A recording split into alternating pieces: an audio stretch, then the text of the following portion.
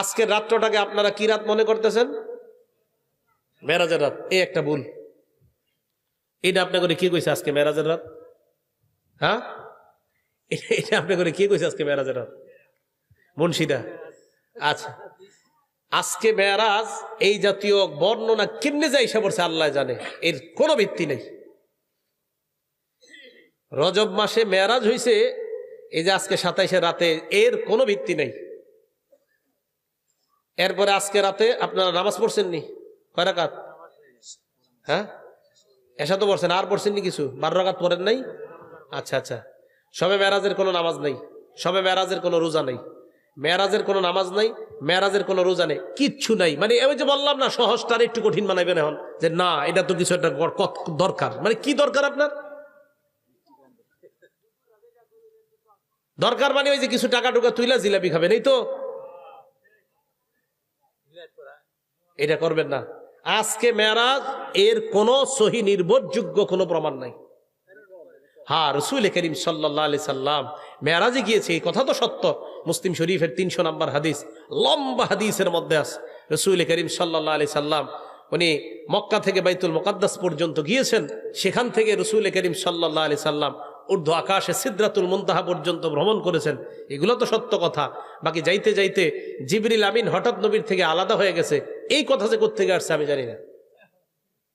হ্যাঁ, এক জায়গায় গিয়ে কয় না, দেখবেন বয়ানে, আমি জানি আমাদের দেশে বিখ্যাত কোন বয়ানেও এরকম পাওয়া যায়। এরপর জিবরিল আমিন বলে আমার আর যাওয়ার সুযোগ নাই, কইতাছে সুর দিয়া, মানুষ কানতেছে। এটা আপনি কই পেলেন এই কথাটা? জিবরিল আমিন বলছে যে আমার সুযোগ নাই, নবীর সুযোগ আছে, এটা কই আছে?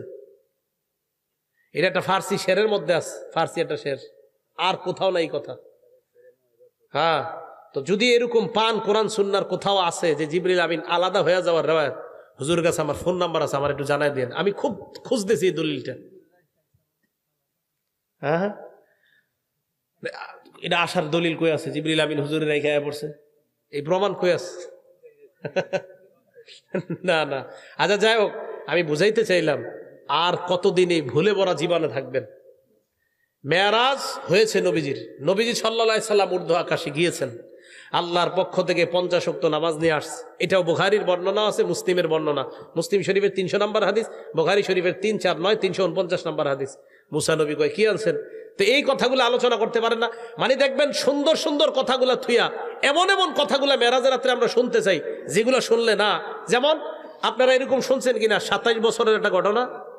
হ্যাঁ, এক বেটা তার বিবিরে দেখছে যে মাছ কুটতেছে, মাছ খায় যে কইতেছে, শুনছে। উনি গিয়ে গোসল করছে, গোসল করার পর ডুব দিয়ে দেখে উনি মেয়ে হয়ে গেছে।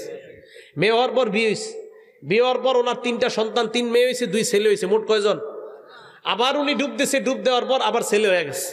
আসার পর দেখে ওনার বিবি তখনও মাছ কুটতেছে। কি রে তুই মাছ কুটোস? মানিক আমি তো মাছই কুটি। তুমি নাকি নবীর মেরাজরে অস্বীকার করছো শুনলাম। হ্যাঁ হ্যাঁ, 27 বছর আমি ঘর সংসার করে এলাম, তুই এখনো মাছই কুটোস? এই ঘটনা আমি ক্যাসেটে শুনছি, অনেক জায়গায় শুনছি।